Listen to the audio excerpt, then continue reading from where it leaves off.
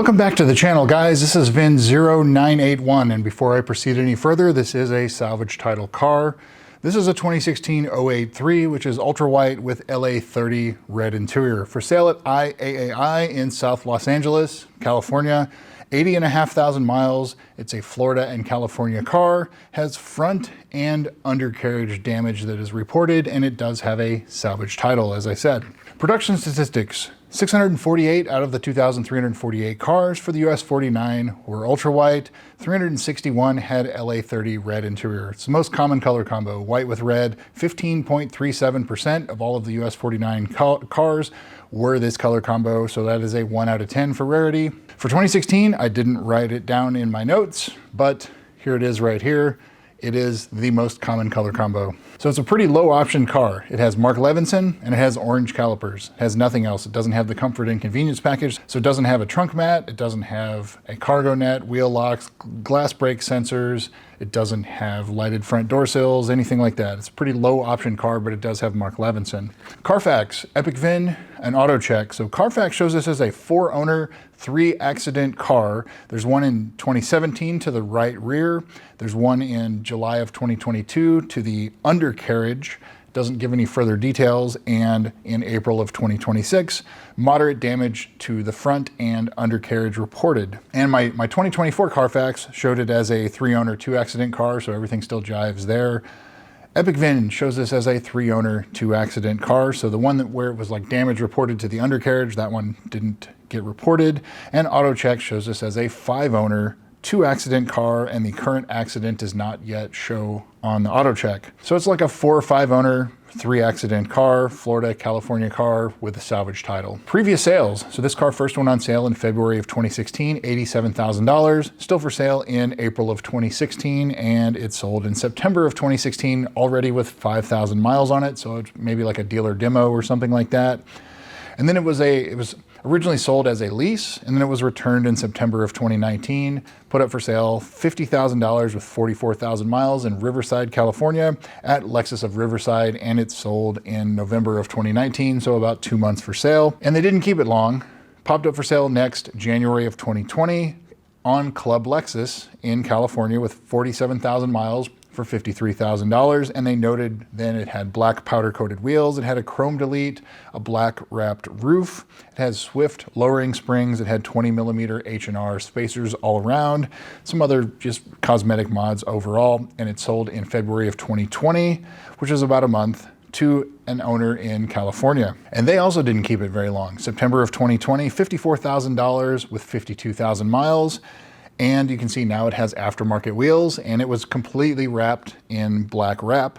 It sold in August of 2021, so about 11 months for sale, so somebody wasn't in a hurry to sell it. And then in June of 2022, $50,000 with 65,000 miles in Los Angeles, California, like the Irvine area. The wrap was gone. It had different aftermarket wheels yet again. Maybe the same ones, different color, not sure, but it still had aftermarket wheels, and it had the front fender vent accents around the F emblem on the front fenders. It sold in October of 2024, so like 4 months for sale. And then here it is, June of 2026 at IAAI in South Los Angeles, 80,500 miles for, we'll find out what it sells for. But it has front and undercarriage damage reported. Undercarriage could be oil pan, it could be just ripped off the undercovers. There's a wide variety or a wide array of what that damage could be without actually looking at it. It could have caught the front subframe and ripped it all, from how it bolts to the unibody. There's a lot of stuff that can really be gotchas with undercarriage damage. You have to really watch out if you're bidding on this car to put it back on the road. So now into the photos and a video. IAAI, if it does run, they provide a running video with audio so you can hear. So let's just stop and let's listen real quick.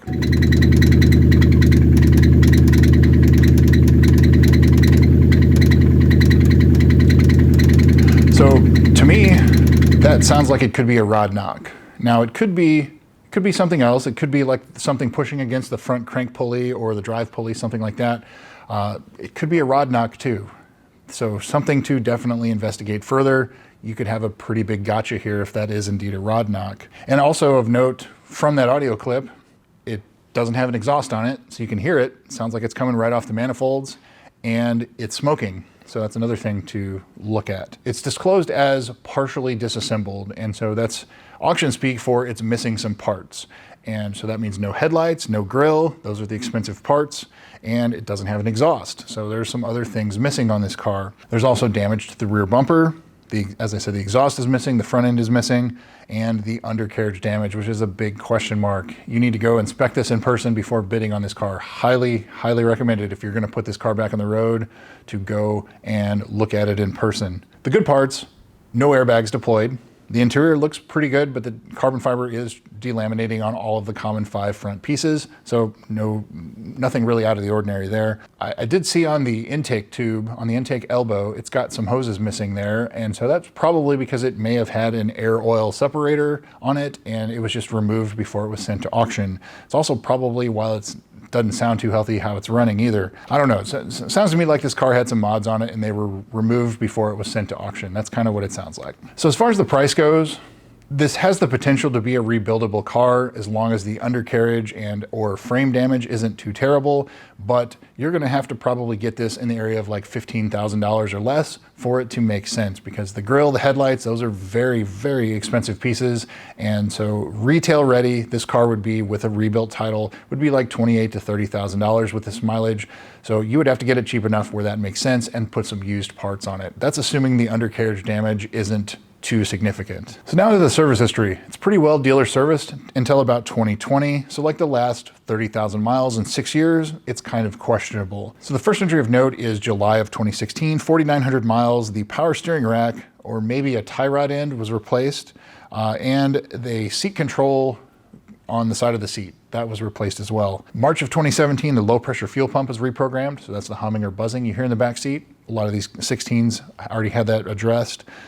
March of 2018, 24,500 miles. The front pads and rotors were replaced and 2 wheel repairs. May of 2018, the JLB recall was done. That's the high pressure fuel pumps. Most of these cars have that done. April of 2019, updated pads were installed. There's an alternative compound brake pad that was offered for people that complained about the brake noise, and so they did that on this car around 40,000 miles. January of 2020, 47,000 miles. One of the rear speakers was replaced, and Bank 2 Sensor 2 oxygen sensor was replaced for a check engine light. A month later, Bank 2 Sensor 1 oxygen sensor was replaced along with an exhaust gasket. This car had an aftermarket exhaust during that time, and it was just a leaking exhaust gasket and was misdiagnosed as replace the oxygen sensor.